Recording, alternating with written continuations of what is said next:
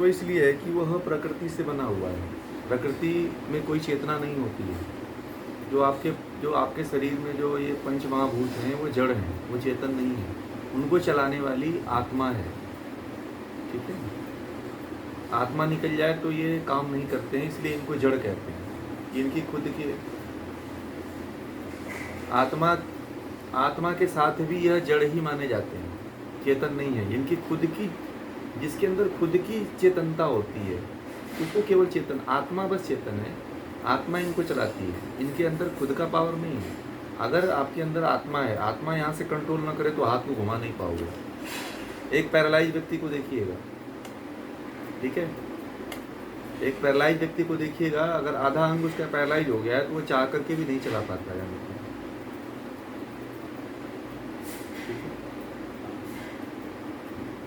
आधा जड़ नहीं, आधा जड़ नहीं है, पूरा जड़ है। वह पूरा जड़ है, आधा जड़ नहीं है वह क्योंकि उसकी जो यहाँ का जो ब्रेन है वहाँ पे वो विकृत हो गया है, जहाँ से नस नाड़ियों का संचार हो रहा है वो विकृत हो गया है। तो कोई भी व्यक्ति है उसके अंदर जो भी ये पंच महाभूत तत्व हैं, ये जो पंच तन्मात्राएँ हैं, पंच ज्ञानेंद्रियाँ हैं, इनको चलाने का काम जो है आत्मा ही करती है। बाकी इनके ये चेतन नहीं, चेतन दो ही पदार्थ हैं संसार में, केवल आत्मा और ईश्वर, बाकी कोई नहीं है चेतन। दो पदार्थ हैं जो जिससे सब कुछ चलता है, ईश्वर, बाकी और कोई चेतन नहीं है। प्रकृति का इसमें कोई चेतन तत्व नहीं है। प्रकृति जो है, प्रकृति के अंदर चेतना जो है परमात्मा की कृपा से होती है। परमात्मा उसमें जब शक्ति डालता है तब वह चेतन होता है, जैसे तब वह चेतन होता है। हाँ, वो एक समय के लिए करता है। सृष्टि की रचना के लिए जो है प्रकृति में ईश्वर जो है अपनी शक्ति को डालता है, और जब सृष्टि की रचना हो जाती है तो अपनी शक्ति को खींच लेता है फिर।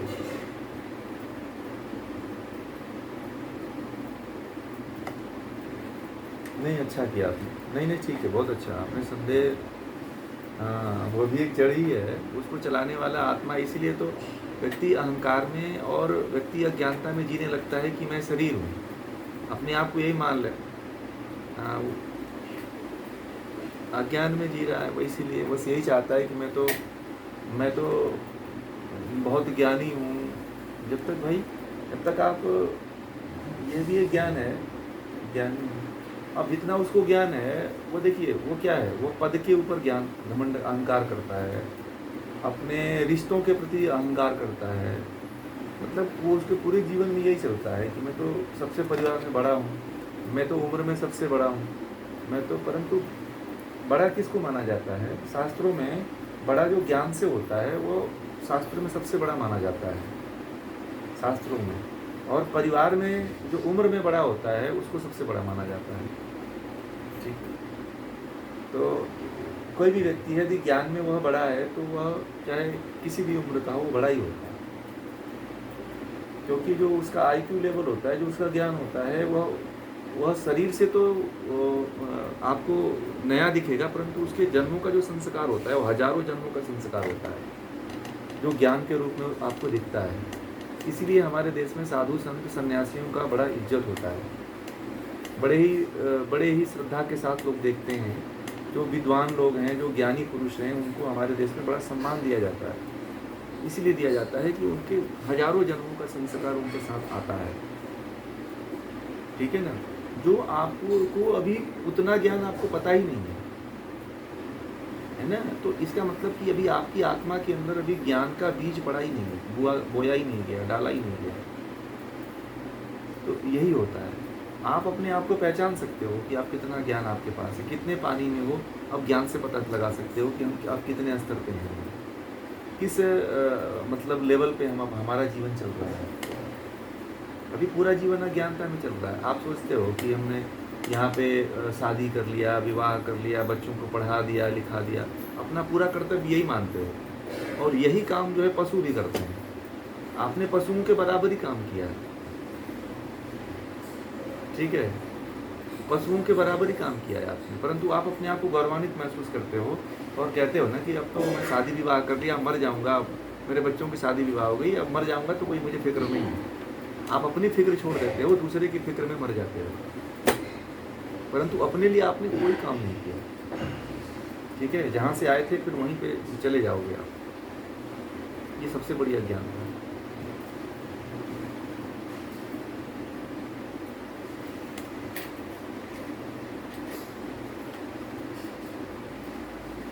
नहीं नहीं, जड़ में कभी प्राण प्रतिष्ठा होती ही नहीं, कभी नहीं होती। ये बताइए कि सोमनाथ मंदिर था, सोमनाथ मंदिर बहुत पुराना मंदिर था, उसमें भगवान शिव का प्राण प्रतिष्ठा हुआ था। मोहम्मद गजनवी ने 17 बार लूट के लेके गया। ठीक है, मोहम्मद गजनवी भारत पे नहीं, कुछ समय के लिए कोई भी आत्मा किसी के अंदर प्राण प्रतिष्ठा डालने की क्षमता मनुष्य के अंदर नहीं है। प्राण प्रतिष्ठा केवल, प्राण जो आता है वो केवल जीवात्मा जब एक शरीर को छोड़कर दूसरे शरीर में जाती है तो उसके साथ प्राण आता है। आपको गलत ये चीज़ें बताई जाती हैं। मैं तो देखिए बस ज्ञान बता देता हूँ, आपके ऊपर निर्भर करता है कि आप इसको स्वीकार करते हो कि नहीं करते हो, क्योंकि बहुत लोगों को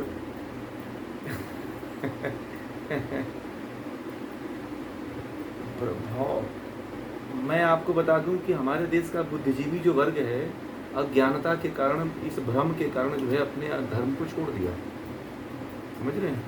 जो बुद्धिजीवी वर्ग है, इसी प्रोपोगेंडा के कारण, इसी पोप लीला के कारण जो है बहुत से बड़े बड़े पढ़ने वाले इंजीनियर, डॉक्टर, वकील, जज, IAS, PCS जो है आध्यात्म के प्रति रुचि नहीं लेते हैं।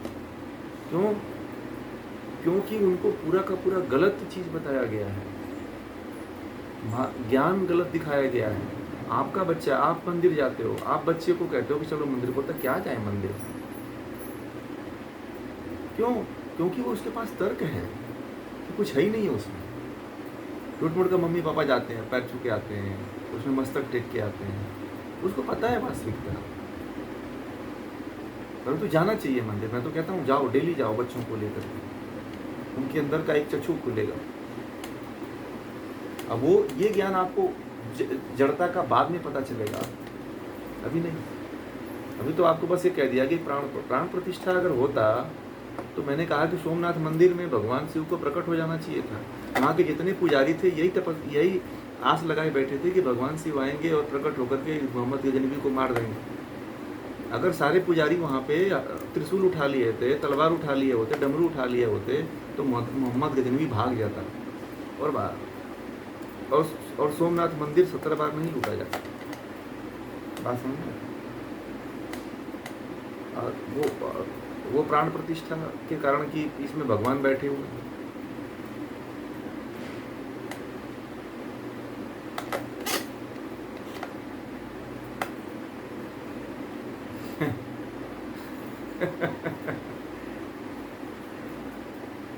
देखिए, ईश्वर के पास ही केवल ये शक्ति है कि वही केवल प्राण डाल सकता है, बाकी और किसी के अंदर क्षमता है ही नहीं है। आप एक आज अमेरिका के वैज्ञानिक जो है, अमेरिकी गवर्नमेंट ने अरबों रुपए खर्च लगा चुकी है कि एक ऐसा मनुष्य बनाया जाए जिसके अंदर प्राण डाला जाए। यह टेक्नोलॉजी उनकी बार बार फेल हो गई, कभी कर ही नहीं पाए, रोबोट बना दिए थक मार करके। ठीक है, तो वो थक गए और प्राण प्रतिष्ठा नहीं कर पाए किसी मरे हुए शरीर में। ठीक है, परंतु वही जो है प्राण केवल जीवात्मा के साथ ही आता है। ये बहुत बड़ा हमारे देश में क्या हुआ है कि हमारा जो बुद्धिजीवी वर्ग है आध्यात्म से, धर्म से इसीलिए रुचि को समाप्त करते चला जा रहा है, और वो कोई नास्तिक हो जा रहा है, कोई कन्वर्ट हो जा रहा है, कोई दूसरे धर्म को अपना ले रहा है, कोई एकदम वैसे ही नीरस जीवन अपने आप को बिता रहा है, केवल भोग में इधर उधर। सही, हाँ, अब यही इसीलिए करते हैं कि उनको पूरा ज्ञान नहीं है। पूरा ज्ञान यदि, हाँ, इसीलिए करने लग जाते हैं कि उनको पूरा का पूरा ज्ञान नहीं पता है। अब ये ज्ञान जो है, जो अभी हम लोगों के पास अभी इस समय धर्म के नाम पे चल रहा है कि हमारा धर्म हिंदू धर्म है, अभी हिंदू धर्म जो आपको दिख रहा है वो वास्तविक नहीं है। ठीक है, उसके पीछे हिंदू धर्म बहुत बड़ा है। हिंदू धर्म, एक IAS बनने के लिए आपको एक कठिन 18 घंटे की पढ़ाई करनी पड़ती है, उससे ज़्यादा मेहनत आध्यात्म में आत्मा को जानने के लिए, परमात्मा को जानने के लिए करनी होती है। बहुत कठिन है, इतना आसान अध्यात्म नहीं है। जो लोग समझते हैं ना कि हिंदू धर्म में आ गए हम और हिंदू धर्म को बस मंदिर में चले गए, पूजा पढ़ा लिए, चढ़ा लिए, तो एक समझिए कि सबसे LKG या UKG का व्यक्ति है। अभी पूजा पाठ करना, आप LKG UKG में हो अभी आप। हिंदुत्व को आपने समझा ही नहीं है। हिंदुत्व का प्रारंभ जो है वेद से होता है ना, और इस सांख्य से होता है, इस प्रकृति से होता है, इस आत्मा से होता है, इस जीवात्मा से होता है, और इसी को समझना है। और हमारा जितना हमारे देश का बुद्धिजीवी वर्ग है वह इनसे पूरा का पूरा अनभिज्ञ है, उसको पता ही नहीं है चीज़ें। बड़े बड़े एक्टर, बड़े बड़े सेलिब्रिटी जो है जा करके क्या करते हैं, चद्दर चढ़ाते हैं, समझ रहे हैं? क्यों? क्योंकि उनको सही ज्ञान पता ही नहीं है। आध्यात्म क्या, आत्मा क्या है, प्रकृति क्या है, जीवात्मा क्या है, जड़ क्या है, चेतन क्या है, इसको जानने से मुक्ति मिलेगी। हमारा भारत की जो आत्मा रही है ना, वो आध्यात्म है। भारत की आत्मा क्या है? आध्यात्म है।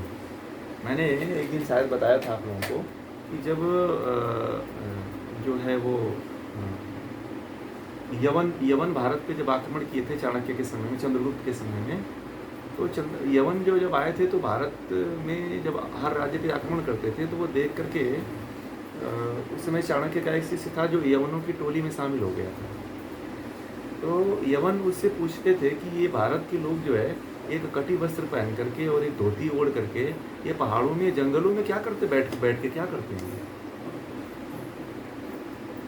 ठीक है, तो यवन लोग लिखते हैं कि भारत के लोग जो है, जब हम लोग आक्रमण किए थे भारत पे, तो उस समय लोग उस परमात्मा की खोज में ध्यान लगा के बैठे हुए थे।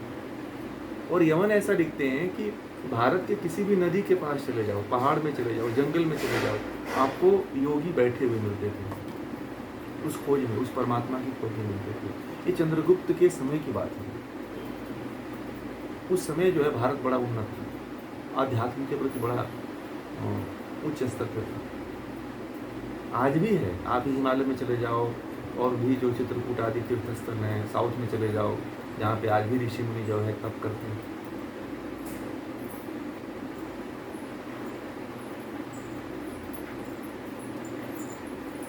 कौन से हरिद्वार में है? कहाँ पे?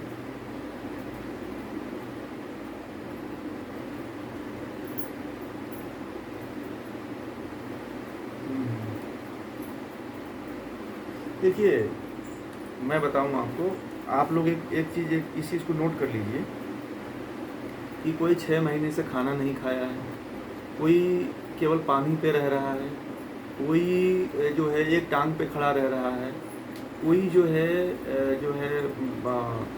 सिर के नीचे लटका हुआ है, वह आध्यात्मिक कतई नहीं हो सकता है मदारी के अलावा। यही भारत को बदनाम करने की सबसे बड़ी साजिश है। भारत के लोग क्या करते हैं, इसी पे विश्वास कर लेते हैं। ये आम बात है, ये कोई बहुत बड़ी बात नहीं है। पर्चा लिख देना और किसी का भविष्य बता देना, ये बहुत आम बात है।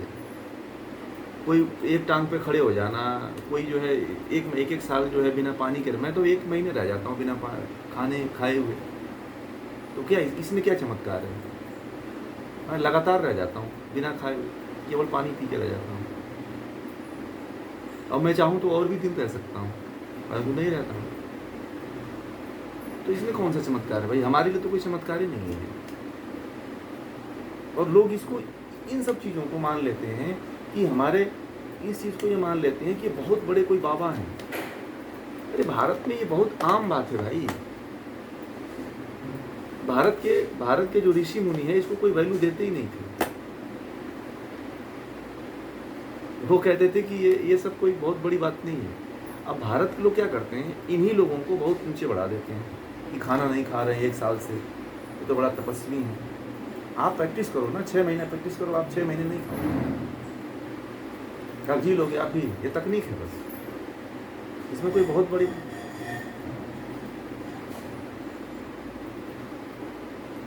तो वही तो बताया, ये ऋषियों की भूमि रही है ना। हम लोग ऋषियों के संत, तब कर रही हैं, वो किसी को दिखाती थोड़ी हैं। ये जो दिखाने वाले लोग हैं, ये जो दिखाने वाले लोग हैं, ये कहीं ना कहीं जो है साधु के बेस में या साधु हैं। जो असली साधु होता है आपके सामने रहेगा, पर तो कभी पकड़ नहीं पाओगे, आपकी तरह बात करेगा, कभी जान ही नहीं पाओगे, सिंपल रहेगा, ठीक है। कभी जो वास्तविक ज्ञानी होता है ना, कभी आपको अपने आप को प्रेजेंट ही नहीं करता। प्रेजेंट वह करता है जिसको तृष्णा की इच्छा हो, वासना की इच्छा हो, कुछ लालसा हो, जो भी बता रहा था तो तृष्णा उसके अंदर है। तृष्णा विकल्प ढूंढ करके विकल्प ढूंढती है कि नहीं इस तरह से नहीं तो इस तरह से मुझे ये मिले, तो ये होता है। तो वास्तविक भारत में क्या है, वास्तविक ज्ञान लोगों के पास नहीं है, इसलिए लोग जो है कोई नहीं खाना खा रहा है, कोई पानी नहीं पी रहा है तो उसको बहुत बड़ा गुरु बना देते हैं।